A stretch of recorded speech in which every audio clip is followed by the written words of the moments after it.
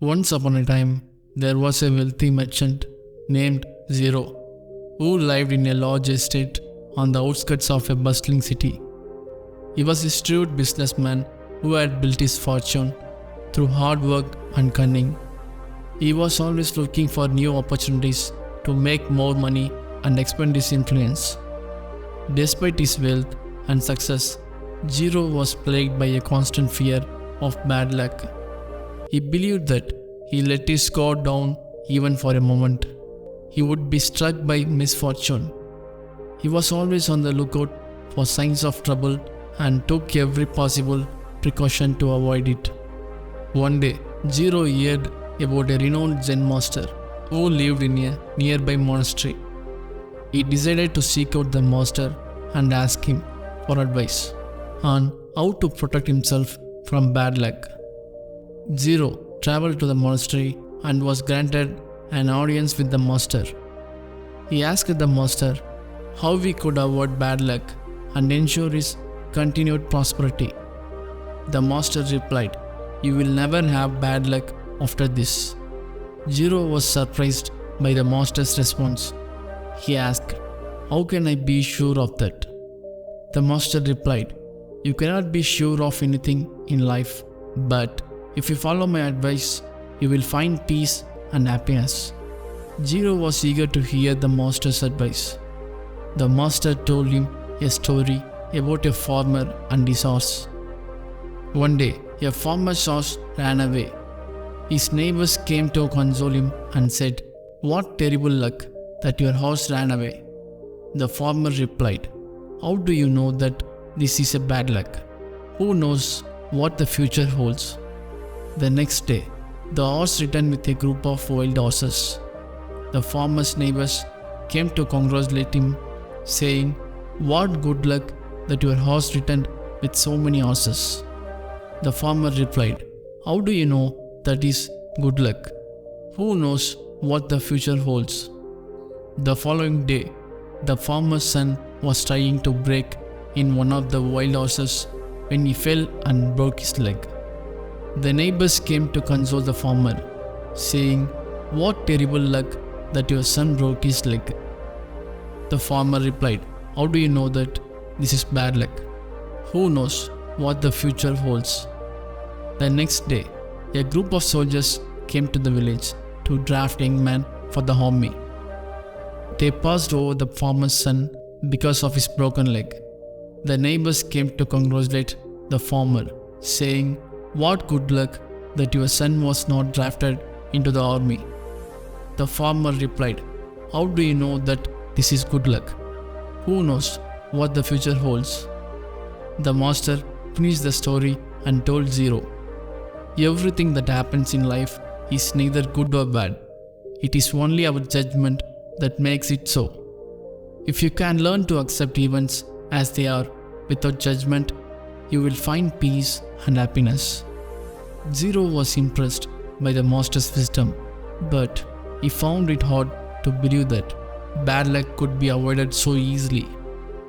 He asked the master, "But what if something truly terrible happens to me? What if I lose everything I have worked so hard for?" The master replied, "If something truly terrible happens to you, you will have to face it with courage and dignity. But until then, don't worry about bad luck. Focus on being grateful for what you have and enjoy the present moment." Zero thanked the master for his advice and left the monastery, feeling somewhat relieved. However, he was still skeptical about the master's words.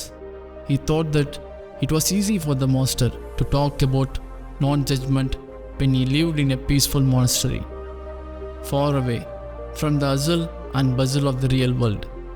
As Zero was returning to his estate, he came across a group of travelers who had been robbed and left stranded by the roadside. They begged Zero for help, and he immediately saw an opportunity to make a profit. He offered to help them, but only if they agreed to pay him a high fee. The travelers were desperate and agreed to Zero's terms. Zero led them to his estate, where he offered them food and shelter. However, he made it clear that they would have to pay him before they could leave. Days turned into weeks, and the travelers became restless. They realized that Zero had no intention of letting them leave until they had paid him the exorbitant fee he had demanded. They pleaded with Zero to show them mercy, but he refused to listen. As the situation grew increasingly tense, Zero began to fear for his safety. He knew that the travelers were angry and desperate, and he worried that they might try to harm him or his property. One night, as Zero was lying in bed, he heard a commotion outside. He got up to investigate and found that the travelers had set fire to his estate in a desperate attempt to escape. Zero watched in horror as his life's work went up in flames.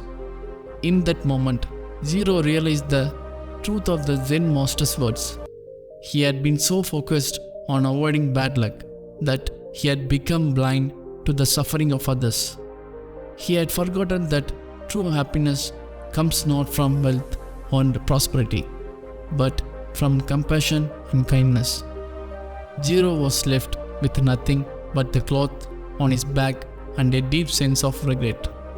He realized that his obsession with avoiding bad luck had caused him to become greedy and selfish.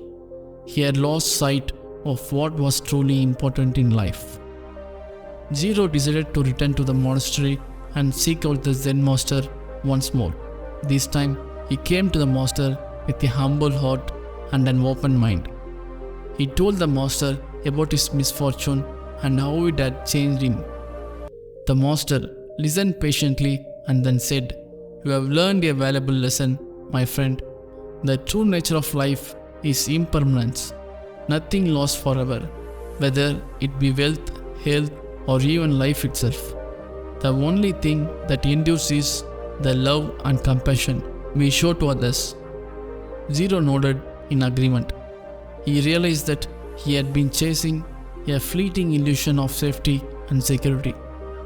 He had been trying to control the uncontrollable and had paid a heavy price for it. From the day forward, Zero dedicated his life to helping others. He became known as a generous and kind-hearted man who always put the needs of others before his own. He never forgot the lessons he had learned from the Zen master, and he lived the rest of his life days in peace and happiness. And so, the lesson of the Zen master was passed down through the ages. People learned that life is full of surprises, and that the only way to truly protect oneself from bad luck is to cultivate compassion, kindness, and non-judgment. They learned that true happiness comes not from material wealth, but from the love we show to others. And they learned that if they could embrace the impermanence of life, they would never have bad luck again. Thanks for watching.